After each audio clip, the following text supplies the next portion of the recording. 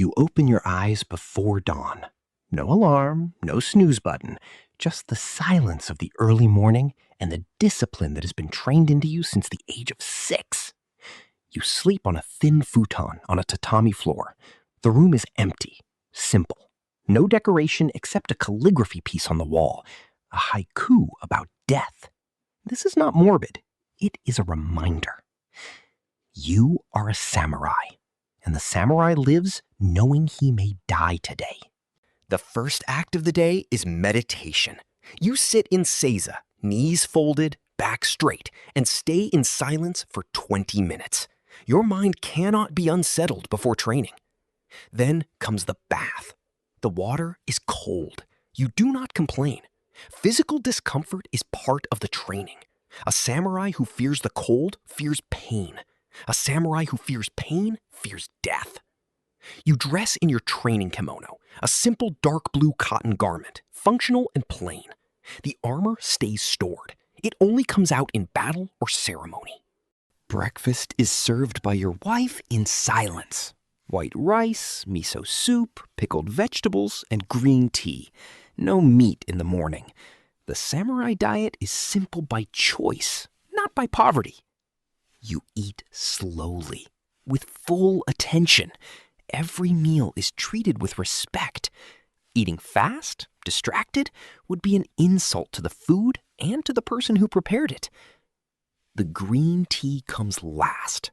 You hold the bowl with both hands, bow your head slightly, and drink in 3 sips.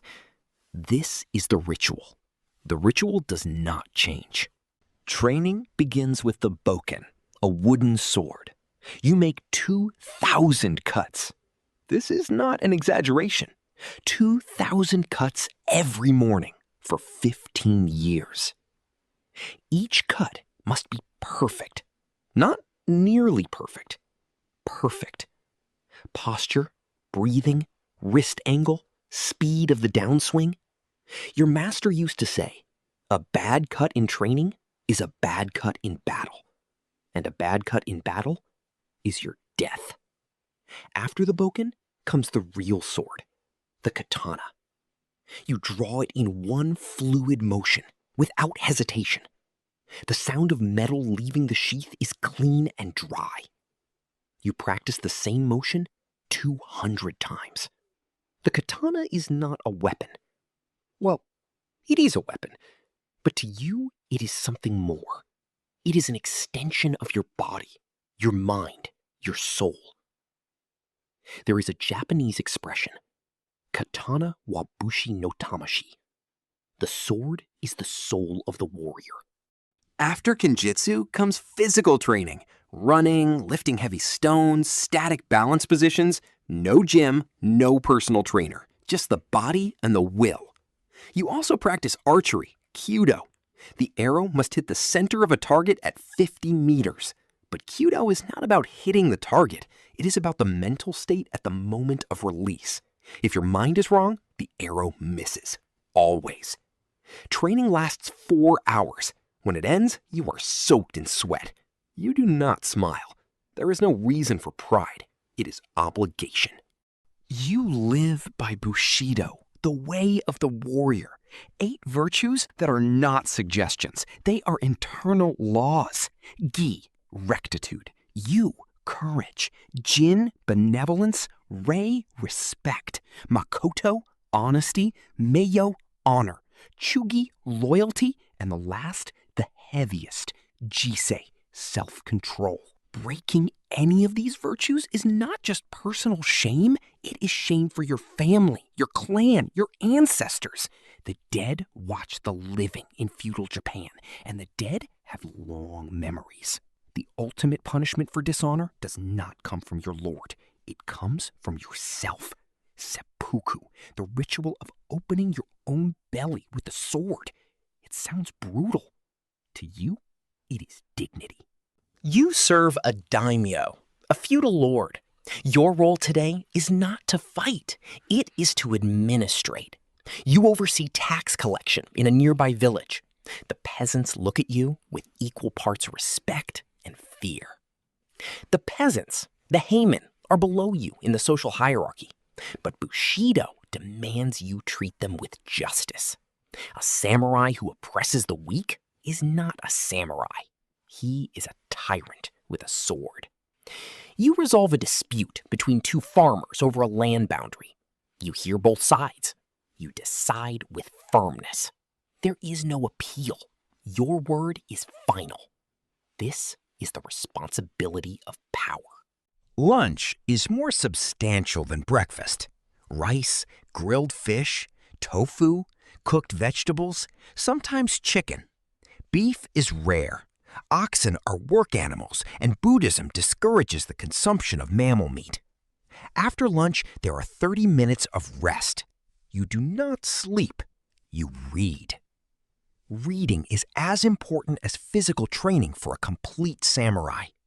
Sun Tzu, classical Chinese poetry, the history of Japanese clans. An ignorant samurai is a sword without an edge. It sharpens the body, but lets the mind rust. In the afternoon, you practice shodo, calligraphy. Each character is drawn with a goat hair brush on rice paper. Calligraphy reveals the inner state of the one who writes. Your calligraphy must be as disciplined as your sword cut. You also practice chado, the tea ceremony. To a Westerner, it may seem excessive, so much ritual for a cup of tea. To you, it is training in presence, in total attention to the present moment, the same attention that saves lives in battle. And there is ikebana, the art of flower arrangement. Yes, the warrior who makes 2,000 cuts a day also arranges flowers. Beauty and violence coexist in the samurai. They always have. In the afternoon, you clean the katana. This ritual takes 40 minutes. Every centimeter of the blade is inspected, cleaned with special rice paper, oiled with clove oil. A neglected sword rusts. A rusted sword fails. A sword that fails kills its owner. The katana you carry is 200 years old. It was forged by your great-grandfather. It passed to your grandfather, then your father, and now it is in your hands. When you die, it will pass to your son. The sword outlives the generations. The generations serve the sword. You have killed 2 men, both in combat. Both deserved to be there. You feel no guilt. You feel weight. There is a difference. Guilt paralyzes. Weight reminds. Dinner is with family. You, your wife, your 2 children, a boy of 8 and a girl of 6. The boy has already begun basic sword training. The girl learns ikebana and the tea ceremony.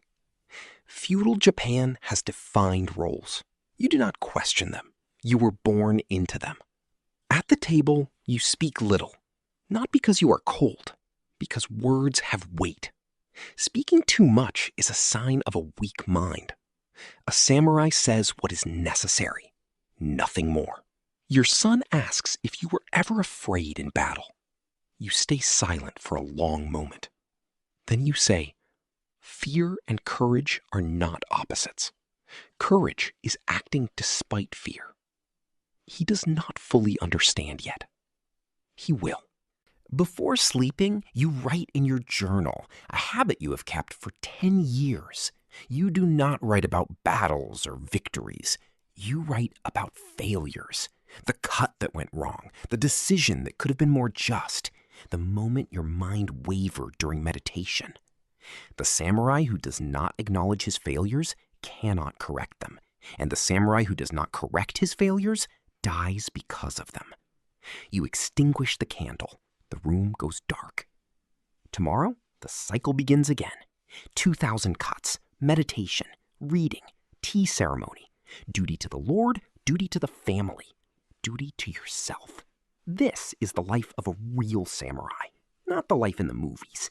It is heavier, quieter, and in a way, more complete.